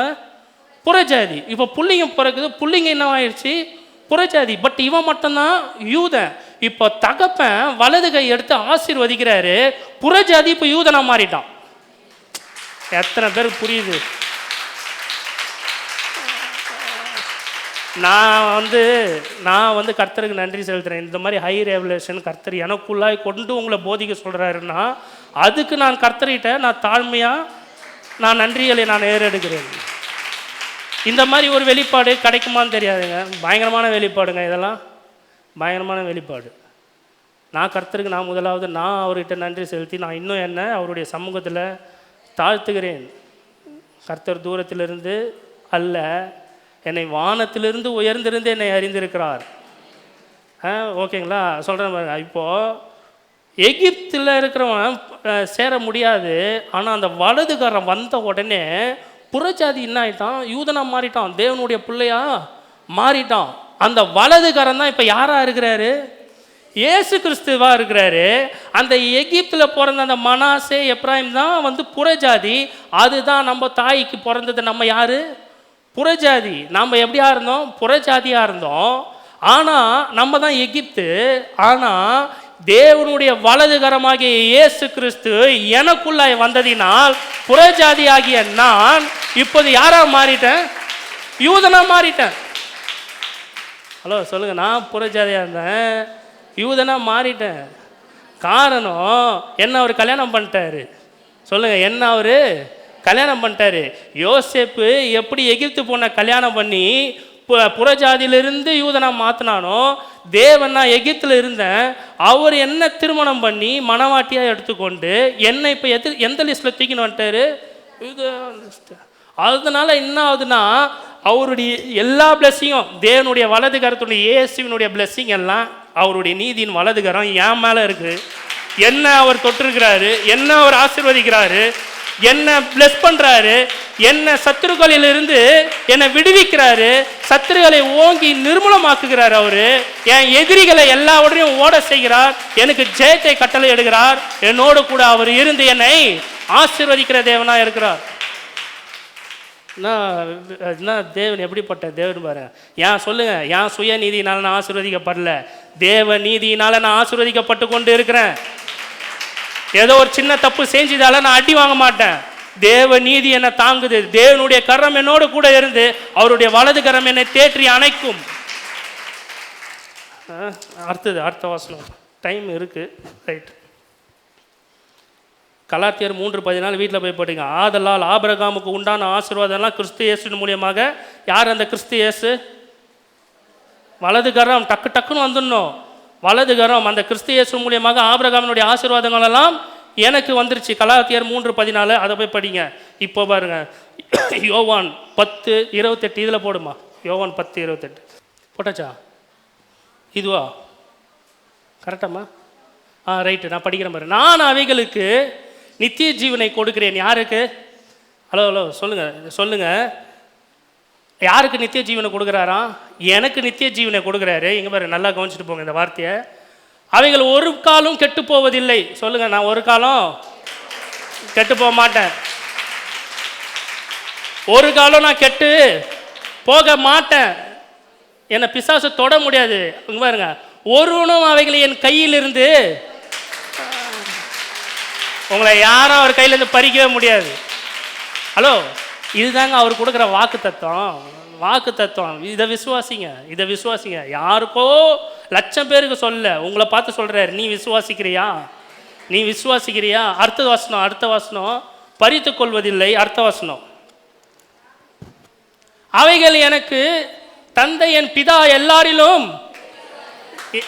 ஹலோ பாருங்க, நம்மளை யார் கொடுத்தாராம்? பிதா கொடுத்தாராம். அவர் சொல்கிறாரு, பிதா எல்லாரிலும் அவர் பெரியவராக இருக்கிறாரு. அவைகளை என் பிதாவின் கையிலிருந்து பறித்து கொள்ள ஒருவனாலும் கூடாது. ஹலோ, இப்போ அந்த வலதுகரம் எங்கே இருக்குது? வலதுகரம் யார்கிட்ட இருந்தது? பிதா கிட்ட இருந்ததா? அந்த வலதுகரம் இப்போ எங்கே வந்துருச்சு?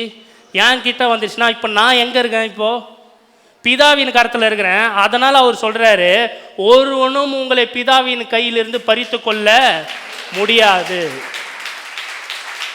ஒருவனும் பறித்து கொள்ள முடியாது. ஒருவனும் பக்கத்தில் பேச, ஒருவனும் உங்களை பறித்து கொள்ள முடியாது. ஒருவனும் உங்களை தொட முடியாது. இதை ஃபஸ்ட்டு அறிஞ்சின்னு போங்க. மற்ற சபை மாதிரி இருக்காதீங்க. பிசாசு உன் வீட்டுக்குள்ளே வர முடியாதுமா. வசனம் விதமாக சொல்லுது. நீங்கள் இப்போ யார் கரத்தில் இருக்கிறீங்க? தேவனுடைய கரத்தில் இருக்கிறங்க. தேவன் சொல்கிறாரு, இயேசு சொல்கிறார், நீங்கள் உங்கள் பிதாவின் கரத்தில் நீங்கள் இருக்கிறபடியால் ஒருவனும் உங்களை பறித்து கொள்ள முடியாது. என்னை தொட எவனுக்கும் அதிகாரம் கிடையாது.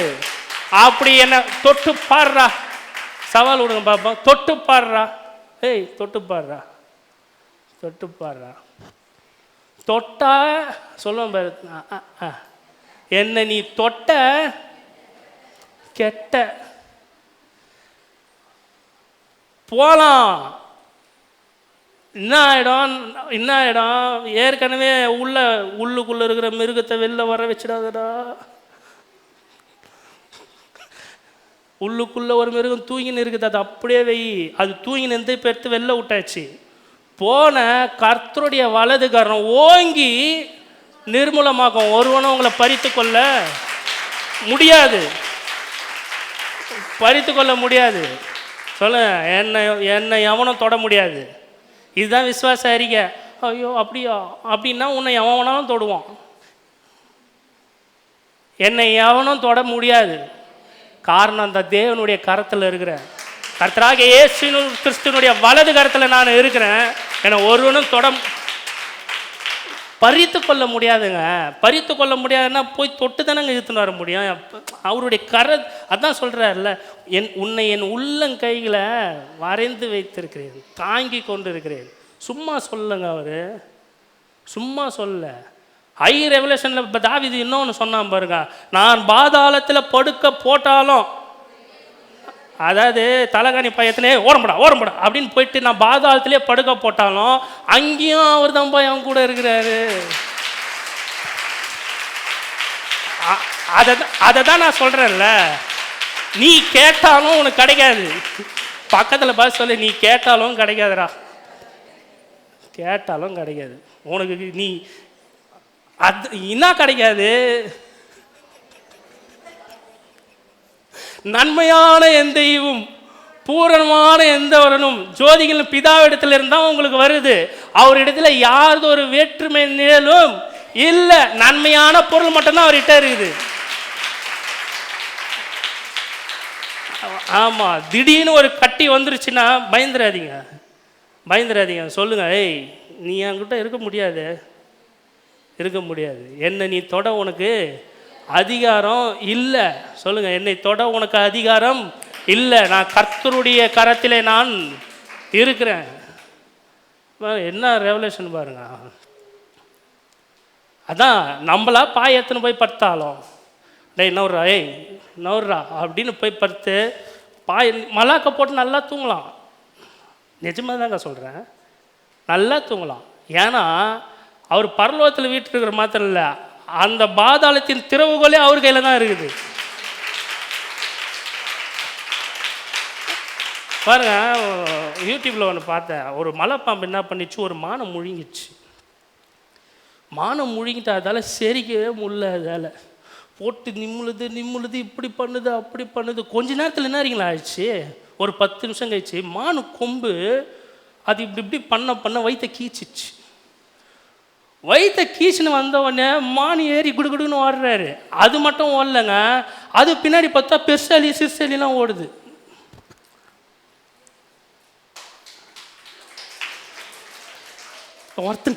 ஒருத்தங்களுக்கு தான் புரிஞ்சு போய் பாருங்கள், யூடியூப்பில் போய் பாருங்கள். பெருசாலி சிறுசாலிலாம் ஓடுது. பிசாசு என்ன பண்ணிட்டான், வாடா என் ஏரியாவுக்கு வாடான்ட்டு போயிட்டான் அவன்.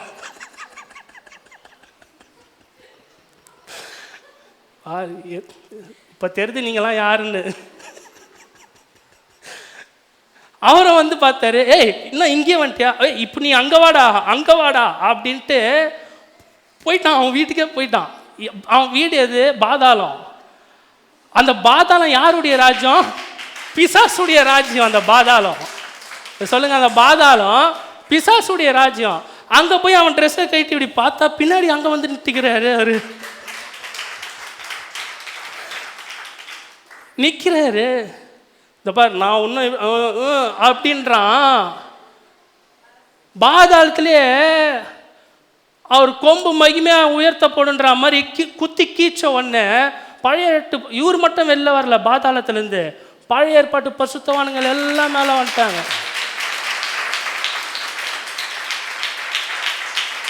செரிக்க முடியல, அவனால் செரிக்க முடியல. அங்கேயும் அவர் தான் இருக்கிறாரு. சொல்லுங்க, அங்கேயும் அவர் தான் இருக்கிறாரு. ஏன்னா பிதாவின் கையிலேருந்து எவனோ பறித்து கொள்ள முடியாது. காரணம், கர்த்தருடைய வலது கரம் என்னோடு கூட இருக்கிறது.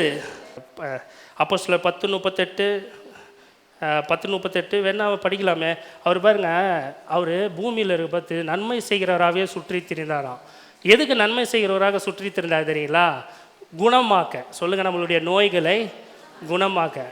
இங்கே வருங்களேன், அப்போல்லாம் அவருடைய கரத்தில் நம்ம கிடையாது.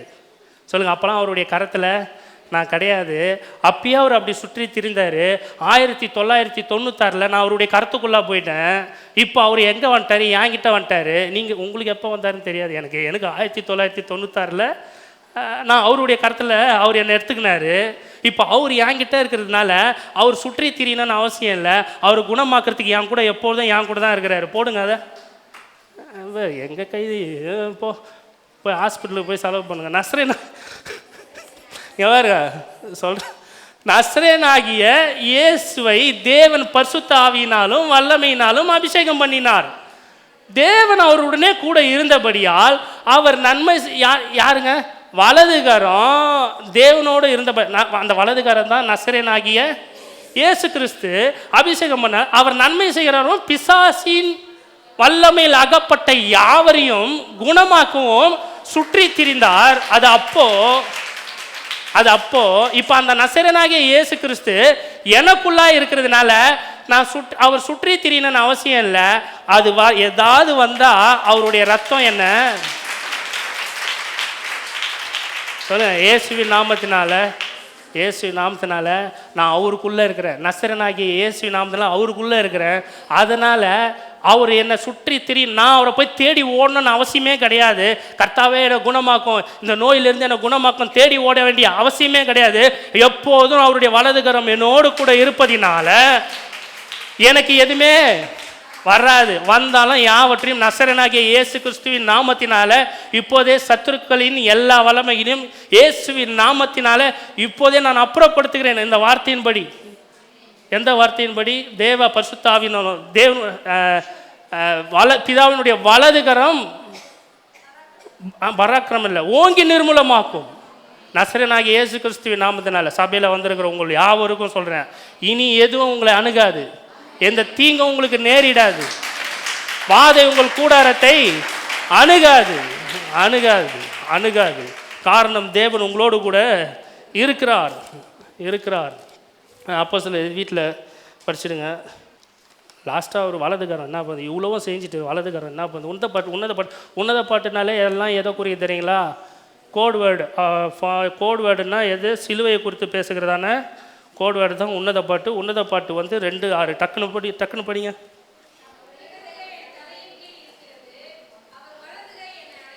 பாருங்க, இடகையால் தாங்குகிறீர் பாடணும் பார்த்தீங்கன்னா, வலகையால் தழுவுகிறீர். பாருங்க, இடது கையால் தலையின் கீழ் இருக்கிறது, அவருடைய வலது கை என்னை அணைத்துக் கொள்ளு. வலது கை என்ன பண்ணா? என்ன அணைத்துக் கொள்ளுதான். சொல்லுங்க, வலது கை என்னை அணைத்துக் கொள்ளுது. அந்த வலது கை எப்படி அணைக்கும் தெரியுமா? இப்போ நான் எப்படி தெரியுமா இருக்கேன்? ஏசு இங்கே இருக்கிறாருன்னா நான் என்ன பண்ணுறேன்? இங்கே இருக்கிறேன். யாராவது ஒருத்தர் சின்ன பசங்க வந்தால் நல்லாயிருக்கும். டக்குன்னு யாராவது டப்புன்னு ஒருத்தன் வாப்பா பின்னாடி நிற்கிறவன். இப்போ நீங்கள் யார்? சூப்பரா, வாடா 2 பேரும் வாங்க, நல்லது தான். பாருங்க, 2 பேரும் வந்துட்டாங்க. இப்போ இவங்க இங்கே நிற்கிறாங்க. இப்போ இவங்க என்ன பண்ணுறாங்க? அவங்க அப்பாண்ட போகிறதுக்கு பயப்படுறாங்க. காரணம், தப்பு பண்ணிட்டாங்க. 2 பேரும் தப்பு பண்ணிட்டாங்க. ஓகேவா? இப்போ போனால் எங்கள் அப்பா அடிப்பார், அதனால் என்ன பண்ணுறாங்க?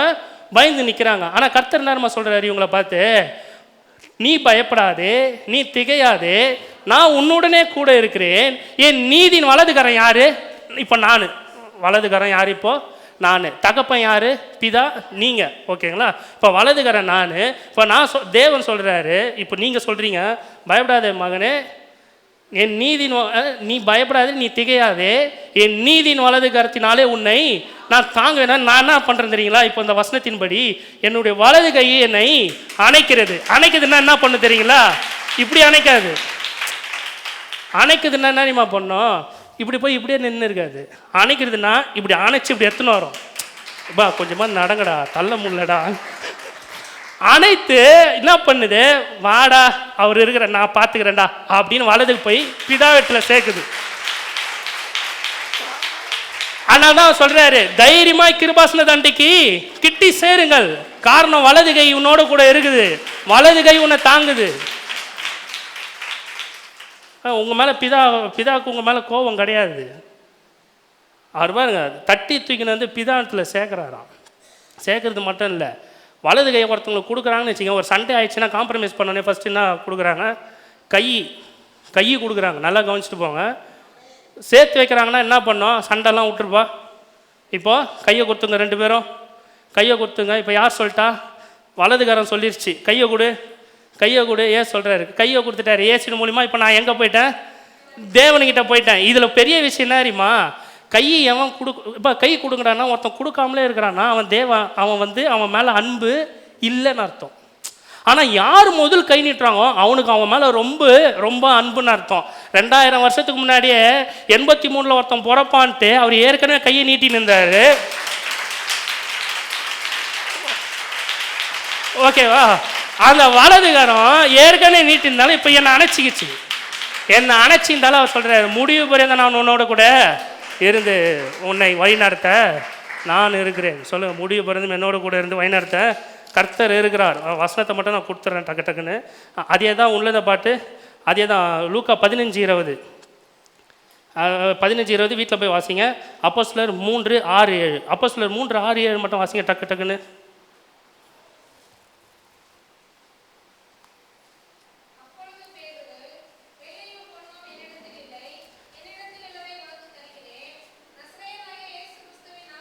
பாருங்க, இப்போதான் சொல்கிறான் பாருங்க.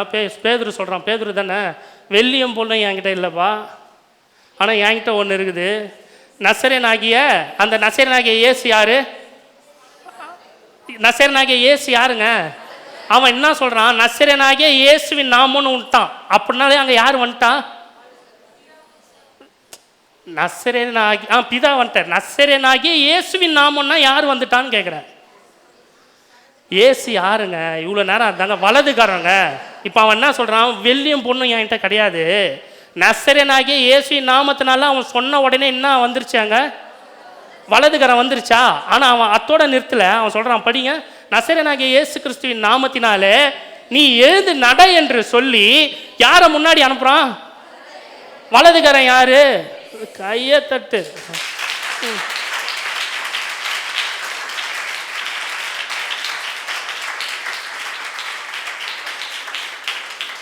என்ன மாதிரி ரெவலேஷன் வர? அதை தான் நான் சொல்கிறேன். இப்போ கொஞ்ச நேரத்துக்கு முன்னாடி நான் சொன்னேன் பார்த்தீங்களா, நசரேனாகிய இயேசு கிறிஸ்து நாமத்தில் உன்னை சத்ரு உன்னை தொட முடியாது. அப்படின்னா என்ன அர்த்தம்? நான் வலது கரத்தை முன்னாடி அனுப்பிச்சிட்டேன். அவன் அதை தான் சொல்கிறான். நசரேனாகிய இயேசு கிறிஸ்து நாமத்தினாலே நீ ஏந்து நடன்னு சொல்லிட்டு வலது கையை கொடுத்து தூக்கி விட்றான். வலது கையை கொடுத்து தூக்கி விட்டா என்ன தெரியுங்களா? உங்கள் வாழ்க்கையில் கஷ்டத்தில் நீங்கள் இருக்கிறீங்கன்னா அந்த வலதுகாரம் உங்களை தூக்குது.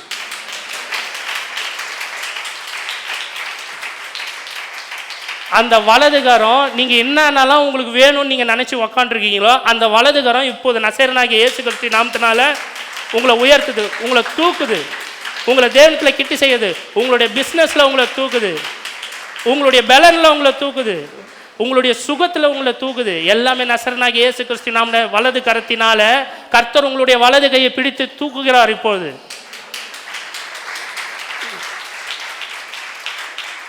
ஆமாம் சார், இன்னொன்று சொல்கிறேன் பாருங்க. எனக்கு அடிக்கிற லைட்டு எனக்கு இப்போ எல்லார் வலது கரத்தையும் என் வலது கரத்தினால எல்லாரையும் தொட்டு உன்னுடைய பிரச்சனைகள் இனி கிடையாது என்னை சொல்கிறாரு. ஆனால் எனக்கு டைம் இல்லை. ஹலோ, விசுவாசித்தா இப்போ இந்த செகண்ட் நீ தேவனுடைய மகிமையை காணுவோம். மறுபடியும் வீட்டில் போய் குத்துது கொடாயுதுன்னு சொல்லக்கூடாது. அப்படி நீ மறுபடியும் வீட்டில் போய் குத்துது கொடாயுதுன்னு சொல்கிறேன்னா நீ இந்த வார்த்தை எதுவுமே உன் காதில் போடல. அதுதான் அர்த்தம். இவ்வளோ தூரத்துக்கு அவர் பேசிட்டார். வலதுகரம் உங்களோட கூட இருக்குது. கர்த்தர் என்கிட்ட சொல்கிறத நான் அப்படியே சொல்கிறேன். என்னை உங்கள் ஒவ்வொரு கையையும் கொடுத்து அவருடைய வலதுகரம் உங்களோட கூட இருக்குது. நீங்கள் எந்த பிரச்சனையில் இருக்கிறீங்களோ, இப்போ நான் கையை கொடுத்தேன்னா என்ன நினைப்பீங்க? அவருடைய வலது கரத்தில் இப்போ பேசின்னு இருக்கிறேன். இப்போ நீங்கள் உங்களுக்கு ஒரு பிரச்சனை நினச்சின்னு இருக்கு பார்த்தீங்களா? இப்போ நான் வலது கரத்தை கொடுத்தோன்னே அந்த வலது கரத்தினால அந்த பிரச்சனைகள் நீங்குது. அதனால் சொல்கிறேன், எனக்கு டைம் கிடையாது. இன்றையோட உங்கள் சத்துருக்களுக்கு நசரனாகிய இயேசு கிறிஸ்துவின் நாமத்தினாலே பிசாசு ஓங்கி நிர்மூலமாக்கி கொண்டிருக்கிறார். விசுவாசிங்க. நீ விசுவாசித்தால், பர்சனல் இன்விடேஷன் கர்த்தர் கூட, நீ விசுவாசித்தால் தேவனுடைய மகிமையை காண்பாய். நான் மறுபடியும் சொல்கிறேன், கர்த்தர் மறுபடியும் என்கிட்ட சொல்கிறது, இறங்கி போய் எல்லாருக்கும் நீ நசரனாகிய இயேசு கிறிஸ்து நாமத்தினால உன் வலது கையை நீட்டுன்னு சொல்கிறாரு. அதனால் நான் என்ன பண்ண போகிறேன்? டைம் கிடையாது. இவ்வளோ நாள் நீங்கள் எடுத்துன்னு இருந்தீங்களே, இன்றைக்கி ஒரு நாள் நான் கொடுக்குறேன் உங்களுக்கு.